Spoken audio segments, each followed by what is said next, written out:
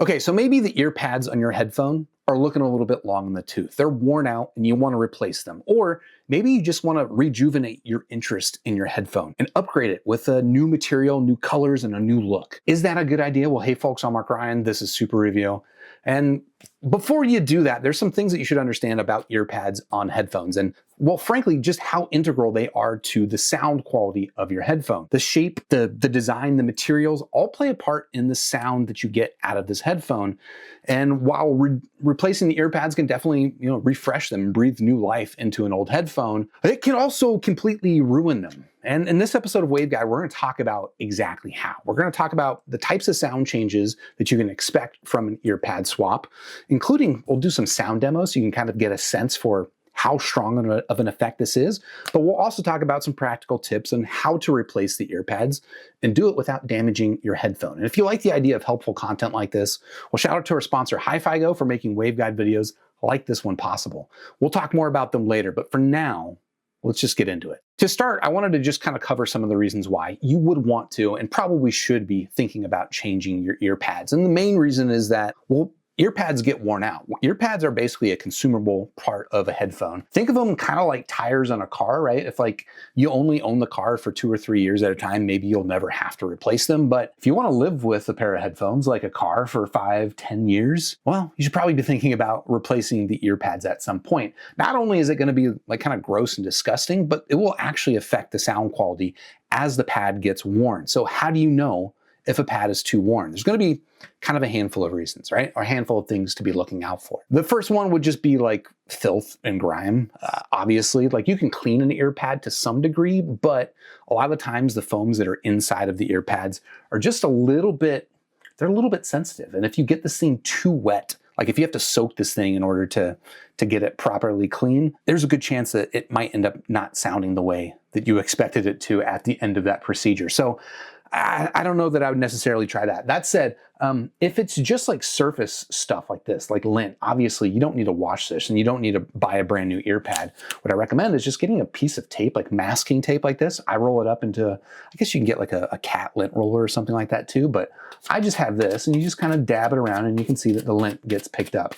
This is something you can do without having to replace your ear pad. But if it's filthy and disgusting to the point that you have to get it soaking wet, probably you should just buy a replacement. Now, obviously, there are other ways that an ear pad can degrade that are a lot more obvious that they need to be replaced. Like if the material on the outside is starting to flake, it can make a mess in your house, which is annoying, but also you might not be getting quite the seal that the headphone expects. So the sound is, again, going to change a little bit. But there's some other changes that are a little more subtle and harder to detect, but just as impactful. So if you can't tell, this is a very worn out Sennheiser HD600 pad. And this is what a brand new HD600 pad looks like. You can see the difference is in the height, right? This worn pad is just a lot more compressed over time. It's a lot smaller, and because of that, the sound is actually going to change. So you kind of just have to watch out for how worn is the ear pad. I guess you could say this one also looks a little bit faded, and maybe you could look out for that as a loose heuristic, but really it's going to be kind of a judgment call as to when the pad is so worn and so flattened out that you want to replace it. I would say a good rule of thumb is you should be thinking about replacing your headphone ear pads roughly every 1 to 2 years. Kind of depends on how often you use the headphone, but let's say roughly every 2 years you should be thinking about it, especially if your ear pad looks like this. Now, some other reasons that you might be thinking about upgrading your ear pad is because you want to just customize it. You want to customize the look, maybe even change out the materials to make it feel more premium and upgraded. I think the Sennheiser HD600 here is kind of a common example. People don't love the soft fuzzy velour here, which as you can see, picks up lint like the wool of my mat here. And people want to then upgrade it with a leather covered pad. In fact, this one's leather plus cooling gamer gel, which sounds like an upgrade in terms of comfort and premium materials, but this is where you're gonna end up with sound changes that you might not be expecting. Now, it is 100% okay to change the ear pad with the intention of changing the sound. We'll talk a little bit more about that next, but I think when you're just trying to buy a new ear pad for your headphone in order to refresh it, the look and the feel of it should probably be secondary to the sound change, right? Again, it's okay if the sound changes, but it should be an intentional sound change that you're looking for rather than just kind of an accidental byproduct of upgrading your headphone to a leather ear pad.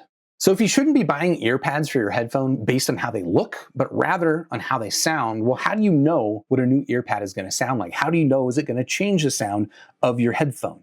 And the short answer is that, well, if the ear pad that you're looking at is not made by the company that makes your headphone, there's like a 95% chance that it's going to change the sound noticeably.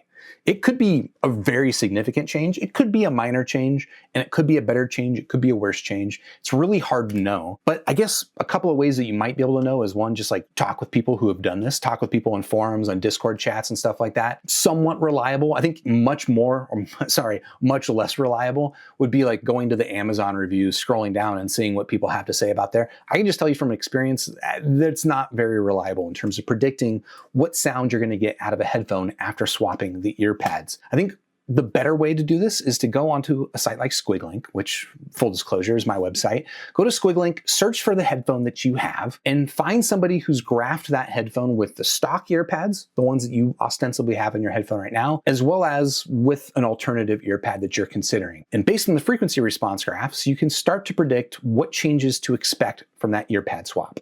Let's go through a couple of practical examples, including here, again, the Sennheiser HD600. Like I mentioned, a lot of people want to swap out the pad to something more premium feeling, like this leatherette material with a cooling gel, like a memory foam. It sounds nice, it sounds premium, but what is it actually going to do to the sound? Well, again, if we go over to a site like Squiglink, you can search for the Sennheiser HD600 and find that it's been graphed here with different pads, right? So this is a stock frequency response of the HD600. In fact, this is a stock frequency response with ear pads that have been worn for about 3 years. So this is what I'm listening to now. But if I switched over to this leatherette pad, this is the frequency response that I would get. If you're not familiar with looking at frequency response graphs, I can tell you that this is a drastic change. Basically what we've done here by switching to these Wicked Cushions pads is we have drastically increased the amount of mid-bass bloat that you're going to get in this headphone. It's going to be a much warmer sounding headphone, less mid-range focus, more, I guess you could call it bass, but really like the vocal area, which is up here, is going to get kind of suppressed. And well, okay, it doesn't look like it affects the treble too much, but in relation to basically everything below 1,000 hertz, everything else kind of gets nuked. And if that doesn't mean anything to you, let's do a little bit of a sound demo here to give you an idea of what that sound difference is. Basically, I'm going to play a song clip for you, just neutral with no changes to it. And then I'm going to apply some EQ to simulate the difference that you would get by going from the stock ear pads in the HD600 to the Wicked Cushions. Now, just full disclosure, like I don't know which headphone or speakers you're listening to this on. So this is not meant to simulate what an HD600 plus these ear pads sounds like. It's meant to just kind of illustrate the difference that you're going to get with an ear pad swap. And I think it should be pretty obvious.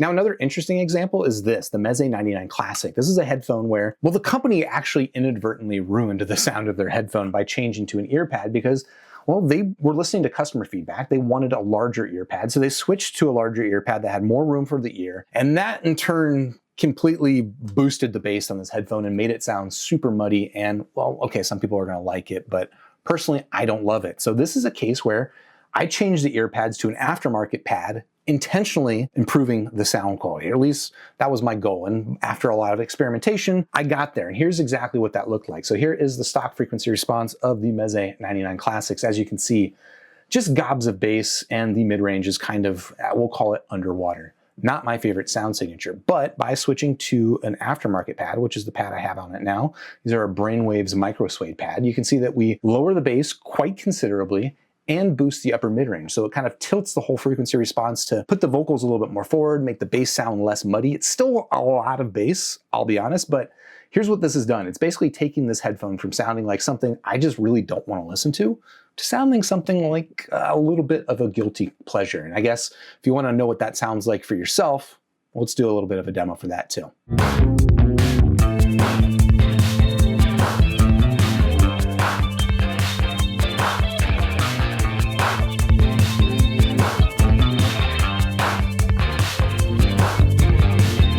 Now, if you'd rather just buy a new pair of headphones, well, that's where our sponsor HiFiGo comes into play. HiFiGo is an online retailer that has the latest IMs, headphones, audio accessories, all that stuff at competitive prices. And well, they sponsor Waveguide because they want to make audio more accessible to more people. So if you want to buy your next headphone with them, show your support. I've got them linked in the description down below. But with that said, let's get back to it. Okay, now that you know what you're getting into, I wanted to actually give you some practical tips for how to actually do this operation. How do you change the ear pads on a headphone? Because it's not rocket science, but there are a couple of things that can go wrong. And well, here's how you avoid them. Well, we'll start here with the Sennheiser HD600 headphone. This is going to be the same process if you're using a HD600, HD650, HD6XX, 660, 660, S2. All those headphones basically use the same ear pad style. And it looks like this. Basically, there is a plastic mounting ring along the back of it. And this is a unique design, right? This is a bespoke proprietary design is the word I'm looking for.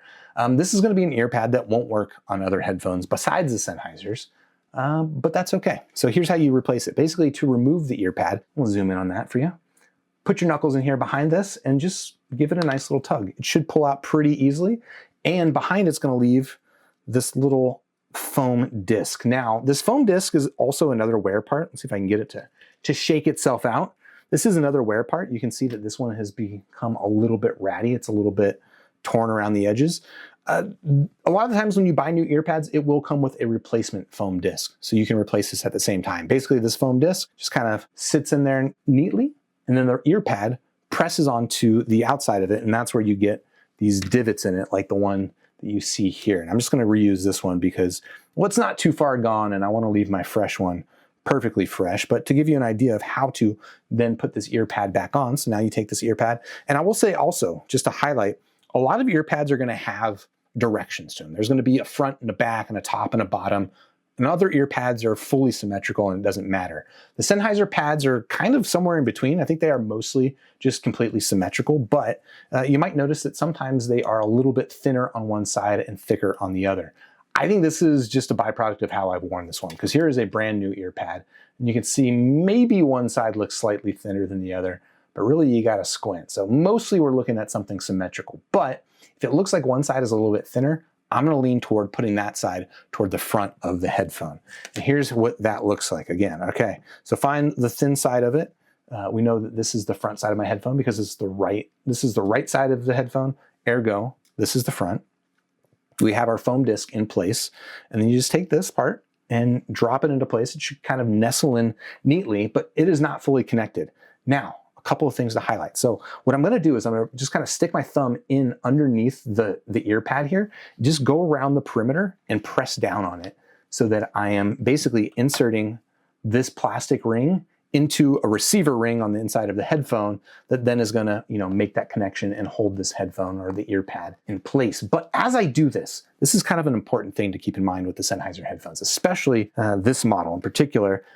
There's an outer grill here, this metal grill is actually a little bit on the fragile side, and you don't want to be pressing against this as you're pressing against this. So what I recommend is just make sure you're holding on to the frame, right, the yoke around the outside of the ear cup rather than pressing on the metal, because this plastic frame is frankly a lot stronger than the metal, and you're not gonna risk deforming it as you go around the perimeter. And again, just kind of make sure everything is in here nice and tight. And I would go around a couple of times just to make sure. If it feels like one edge is a little bit higher like that, it'll push down, it'll kind of like click into place, and eventually it will feel, you'll basically know it's fully in. Now the Meze 99 Classic is a good example of a completely different style of ear pad fitting. And I actually kind of like this one better because it's more universal. This is an ear pad that is a lot more compatible with other ear pads out there. It's going to be easier to find replacements because it uses just this common kind of skirt style of fitting. Now, these ear pads do come in multiple sizes. So while it is cross-compatible with other brands, you do want to make sure that you're getting the right size. And so on this headphone, this is basically a medium-size headphone. So it's using kind of a medium-size ear pad. There's some that will use like a smaller size ear pad. This is, I would say, a smaller oval. This is kind of a medium oval. And then there's other that will use a much larger size. So this is like a ZMF ear pad, which is definitely on the large size, just to give you an idea of what we're looking at, right? Something like the Meze 99 Classic, it's good with a medium pad. Something like a Sony MDR 7506 or the V6 is going to be good on a small pad, and then something like a ZMF is going to require a large pad. But either way, the fitting is basically the same. So let me demonstrate that for you. So like I said, it just kind of fits with the skirt. And actually, let me highlight this for you briefly. Basically around the ear pad is just this lip which we call a skirt, and that fits into a slot inside the headphone. So you basically just want to pull out on it and it will come loose. Now you don't have to be too gentle with it. I mean, obviously don't be a brute about it, but you also don't have to be too gentle. These things are generally, they're designed to be stretched and pulled off of the headphone like that. And then you can take the replacement ear pad and take the skirt. And sometimes the skirts are a little bit stretchy and kind of leathery like this one. And sometimes it's more of a thin plastic skirt like this, but the same principle applies. Basically, you just want to position it so that that lip goes inside of the very small slit, and then go around the headphone, the ear pad, and then just kind of hold it in place where you've got it well fitted, and go around the perimeter and just kind of stretch it out until that lip can fit inside of the slit. Zoom back in so you can kind of see what that looks like. So again, I'm like stretching it so that the lip or the skirt can slip into that little slot. And then eventually you'll have it all the way around, neatly fitted to the headphone like this. Now, another thing to mention, like I talked about earlier, some ear pads have like an obvious front and a back and a top and a bottom. This one is pretty symmetrical, so maybe not the best of examples. So let me find some that are a good example. And this ZMF pad is actually a good example of both things, right? So a lot of the times the ear pad will be symmetrical kind of left and right, but there will be a seam on one side of it. I generally prefer to put the seam on the bottom of the earphone, right? So as you're fitting it, just make sure that you're aware of that. It's not actually, I don't know, a lot of the times it doesn't really matter, but it's just kind of nice and tidy, and it's nice to have it in the same place on both. But sometimes it is actually important, specifically on an ear pad like this, where you can see that the shape of the ear pad is actually meaningfully different on this side versus this side. You can see how it's a lot thicker here in the back and thinner in the front. Again, kind of similar with that Sennheiser pad that we were highlighting earlier. Sometimes you'll have a pad that is a little thinner toward the front this way and thicker in the back. Basically, always the thicker side goes toward the back. That is just a very common heuristic for fitting your ear pads, and generally that is pretty much all you need to know when it comes to this style of ear pad. Now, there are some other ear pad styles that you should be aware of, and this is a good example of another pretty common ear pad style, which is an ear pad that uses clips. Now, I'll highlight here in the back of this other ear pad what I'm talking about, right? Around the perimeter, we've got these 6 individual clips, and they fit into 6 holes that are on the back of the ear cup here. Now, I like these ear pads better because they're easier. Like, this is a little bit simpler than doing kind of the skirt style, but I don't like them as much because they're more proprietary, right? These ear pads are not going to fit any other headphone except for File headphones. And if you're using someone else's headphone, the likelihood that you can find replacement ear pads, well, you're going to be reliant on the manufacturer to supply them. Either way, the way that you replace them is the same. So take your fingers, kind of as we were doing before, just put your knuckles underneath the meat of the ear pad as much as possible, and give it a tug near where the clips are, right? And I would say go around the perimeter of the ear pad, and again, give it a tug where the clips are. Don't tug at this clip from back here. I wouldn't recommend that, but just give it, again, a nice firm but gentle tug to unseat that ear pad. And then once you do, again, you're going to reveal those clips, and that's the wrong one, right? So make sure you've got the right ear pad. Here we've got the left ear pad fitting onto the left ear cup, and just align those clips with the holes. Should kind of like nestle in gently, and then you can go around the perimeter and just click each of those clips into place. And again, here we've got 6 clips, so you should hear / feel 6 indentations or 6 clicks as that thing fits in. And as you kind of go around the perimeter, as you stop hearing those clicks, you should be pretty much good to go. Just another note, like I mentioned with the Sennheiser stuff, be careful of what you're pushing on the opposite side in order to create that pressure. Make sure you're not crushing some sensitive metals, but other than that, like, this is pretty straightforward, and that is about as much as you need to worry about. Now, there is one last style of ear pad to talk about, and I'm only going to briefly talk about this, but there are some companies that use adhesives to affix their ear pads to the headphone. There's not many. There's only like DCA, Dan Clark Audio, and Audeze are the only 2 companies I can think of right now that do this. And well, I'm not going to demonstrate it for you because I don't have any just sitting around. Also because it's kind of like a one-shot thing, and that's part of why I don't really like it. As you remove the ear pad from the headphone, you're basically removing adhesive, and then that adhesive is not going to be reusable. So hopefully your replacement ear pad comes with its own new adhesive. And well, again, it's kind of a one-shot deal, so do it carefully, but maybe that's a subject for another video. But other than those things, it's pretty straightforward. Again, changing your ear pads doesn't have to be rocket science. It doesn't have to be a scary process. It's a nice, simple thing, just kind of ordinary maintenance on your headphone. Or It can be fun customization if you know what you're getting into. Again, shout out to HiFiGo for making waveguide videos like this one possible. If you want to show your support, I've got them linked in the description down below. And while you're down there, if you haven't yet, well, please hit the like button, subscribe to the channel, ding the YouTube bell, join me in Discord, also linked down below, and I'll catch you in the next super review. Cheers.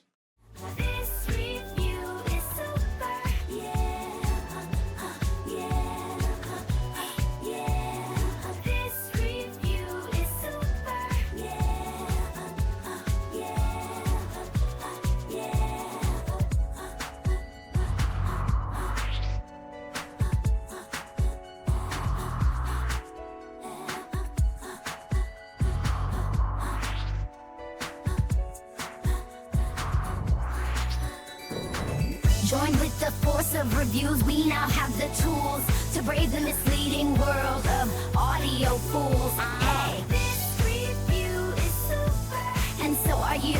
Grab your headphones, sniff a graph, and share your thoughts in this pursuit.